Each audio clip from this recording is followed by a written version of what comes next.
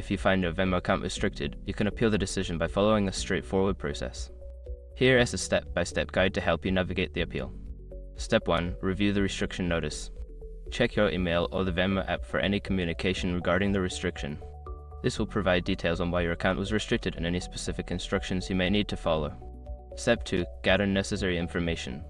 Collect all relevant information related to your account, including your account details, transaction history, and any communications from Venmo.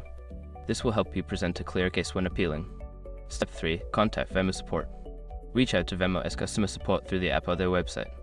Use the Contact Us option to submit a request for assistance regarding your account restriction. Step 4. Submit an appeal. In your communication with Venmo support, clearly explain your situation and why you believe the restriction should be lifted. Include any evidence or documentation that supports your case.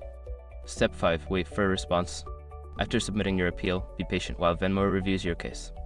They may take some time to respond, so check your email regularly for updates or further instructions. In conclusion, appealing an account restriction on Venmo can be a straightforward process if you follow these steps carefully. Make sure to provide all necessary information and be patient while waiting for a response.